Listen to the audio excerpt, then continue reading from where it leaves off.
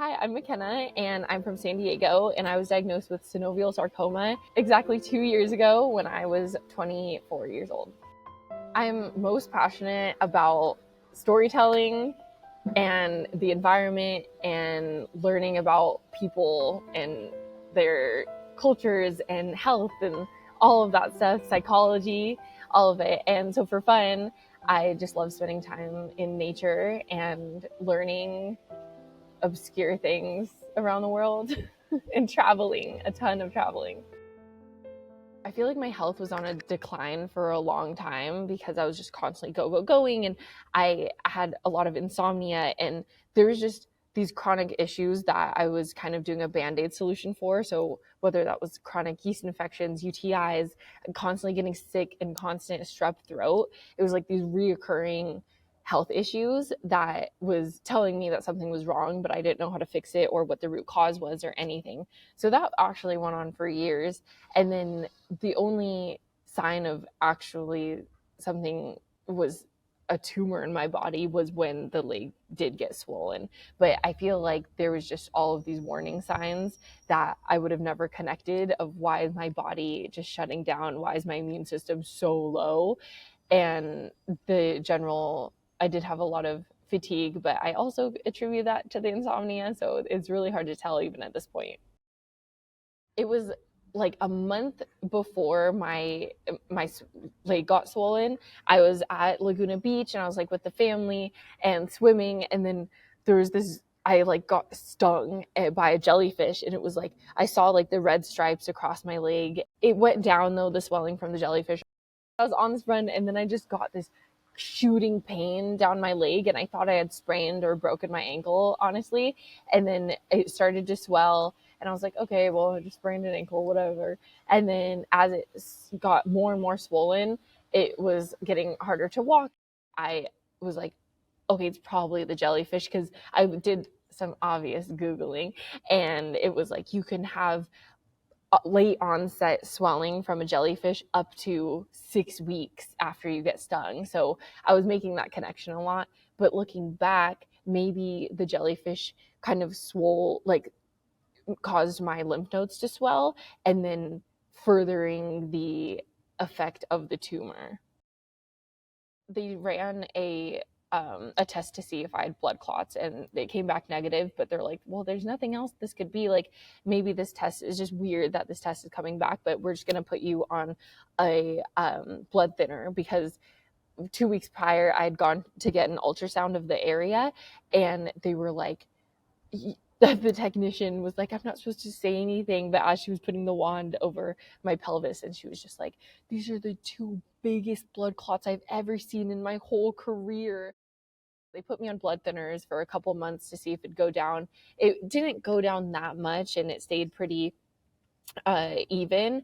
So they're like, okay, I'm not sure what this is. And then that's when they opted to do a surgery. In the MRI, they were like, okay, well, there's actually a mass here that's blocking the veins from being able to transport the blood, and that's what's causing the swelling. It's not clots. And so they're like, but we don't know what this mass is still. Like, we're just gonna have to do a biopsy, or we should probably just get it all out. And so they went into the surgery not knowing what it was. And once they took it out, I I had that big surgery, and it was, I still remember waking up from the anesthesia and just having a panic attack of like screaming and like crying. And the nurses were like, oh, they loaded me up on like fentanyl and the highest painkillers, whatever, because it was just like, it hurt so bad. But also I think it was the emotional buildup of like not knowing what's going on in your body and like all the stress that was happening in my life. And I remember it was a midnight on a Saturday night, and I got a message from my chart, and it was like synovial sarcoma. That was the diagnosis of this biopsy. And of course I was like, okay, well, what is that? And so I started looking into it, but I couldn't talk to anyone for a couple days. They were extracting about 8 centimeters of this mass, and they removed it. And the surgery only took a couple hours. As soon as I like laid down, it stopped hurting a bit, and they were like, okay, it's time to get up. And I was like, is this a joke? Like, what do you mean get up? I can't walk. My whole hip is compromised. And they're like, no, like you need to, because it helps the healing start initiating. Like if you just lay there, your healing's not going to be accelerated. And I was like, okay, I believe you. So I got up and it was just like this rush of the blood going to that area, and it was like really painful. But as I started to move around a bit, which I didn't think was even possible, it did start to feel better.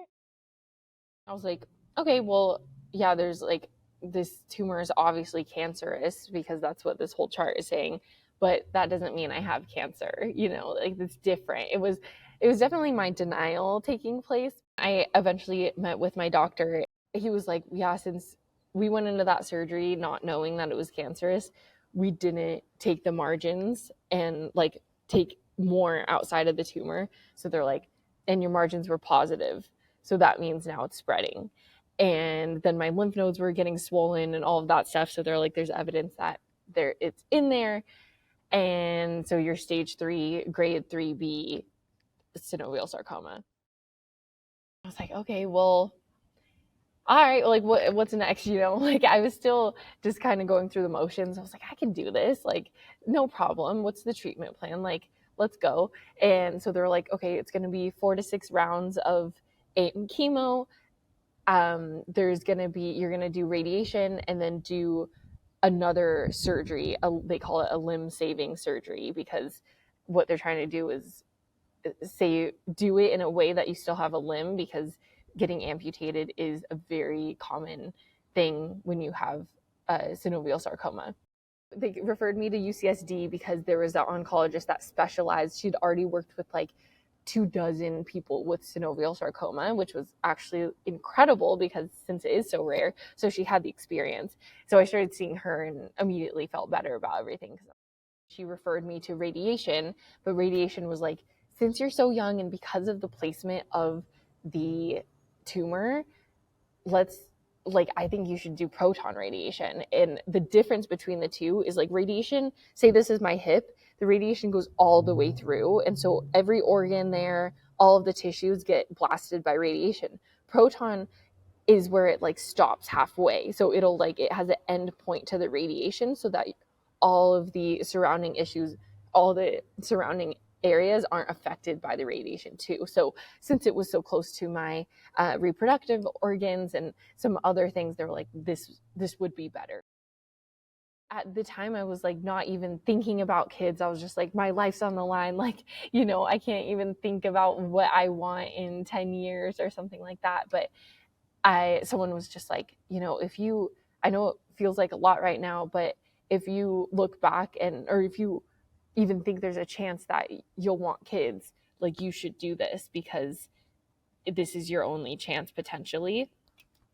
And I was like, that's so true. And it's like worth it to do this so that I can have the option in the future. And like, I do want kids, but at the time I was just like, I don't know. And I also have always wanted to adopt. So it's like, well, I can do both this way. But so I went to the fertility specialist. She told me everything that I need to know about it. It was around Christmas time. So a lot of people were being slow to get back and like some offices were closed. So I was like, okay, well, I'm probably not going to actually start treatment until January. So now that I feel like my life might be coming to an end, what do I want to do? Oh, my favorite thing ever, travel. And so one of my best friends, Haley, was down to go to New Zealand with me. We spent like almost a month there, and we just used my friend's truck with a tent on top, and we traveled around the entire South Island, having these like once in a lifetime opportunities, or like once in a lifetime experiences. Welcome to Shave Day, guys. No more. Not this. No more. All of my products, the fancy organic shampoo, conditioner, I don't need it anymore. I was supposed to do 4 to 6 rounds, but I did the one, and I did only 1 round of chemo. And I just remember being in the bed and being like, there's 0% chance that I can do this again. If anything's going to kill me, it's going to be this. And my doctor did say like my body wasn't reacting well to it. Not that anyone's does, but mine was especially not, it was especially affecting me in and just destroying my whole system.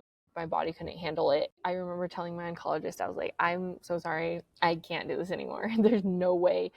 I just had this deep-seated intuition that I needed to change up my whole path, my entire plan.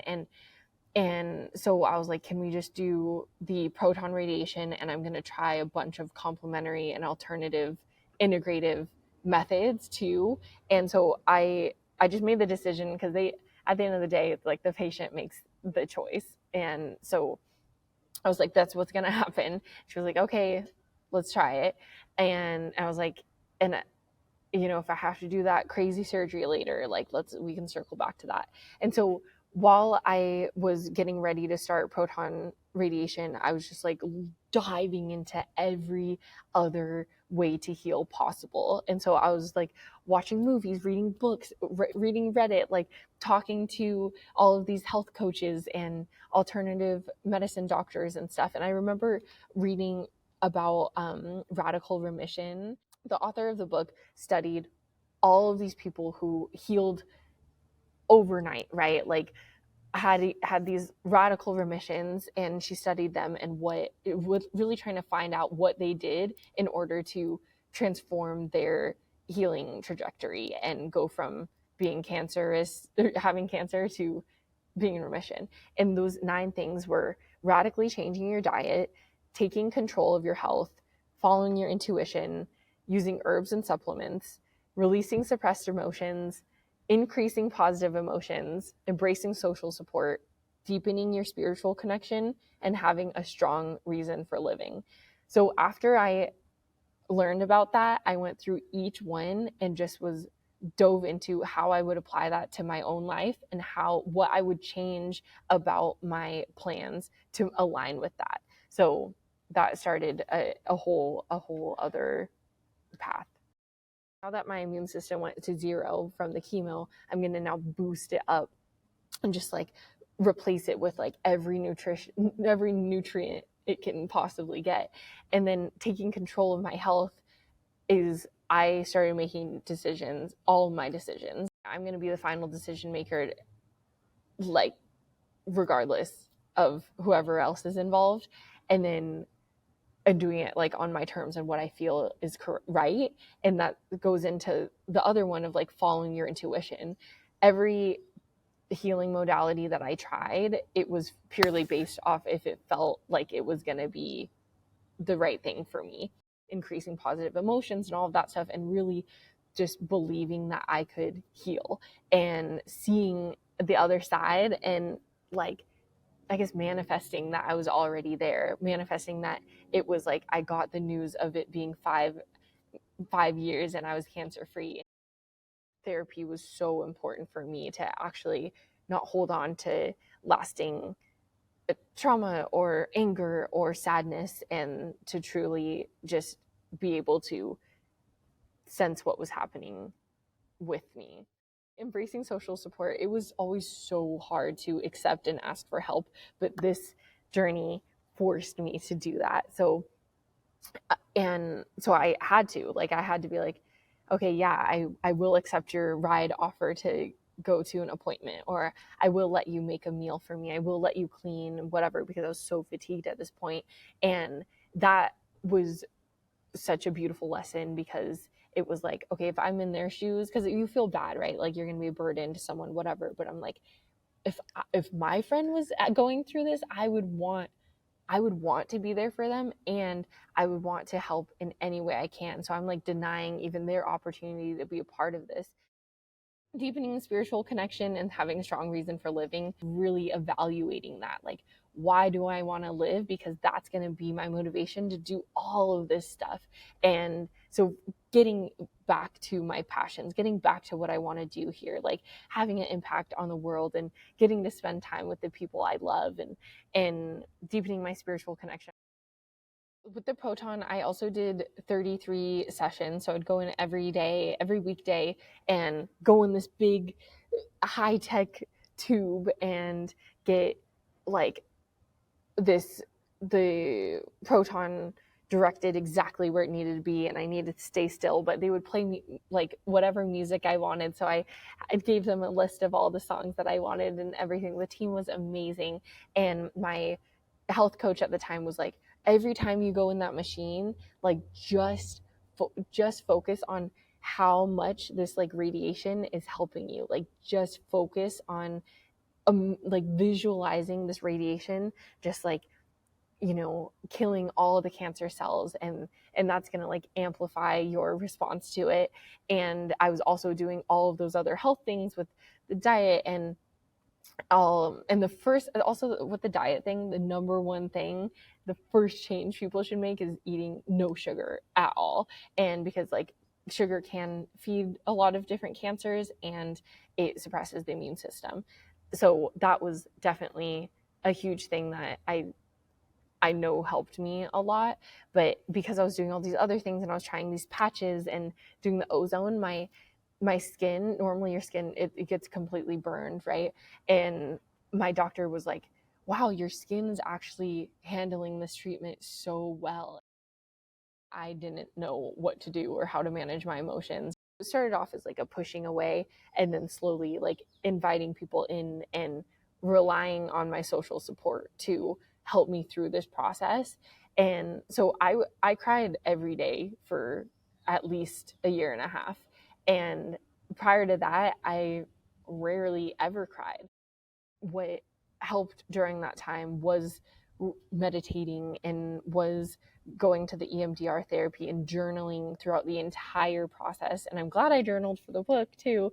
And just like really doing and spending so much time outside, slowing down, doing candle light meditations where you just stare at this flame for however long, and listening to music, and going to the beach and just sitting on the sand. All of these things of just like, how can I relax my nervous system?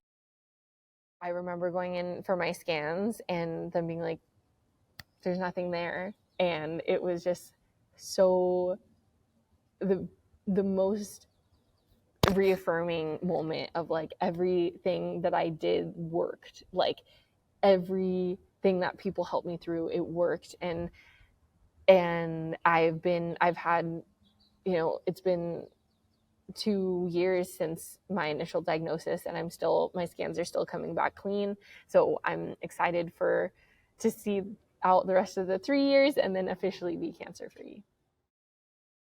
It transformed my life to the nth degree. I was someone who never stopped. It's like I never took a deep breath. Like I was just on the go.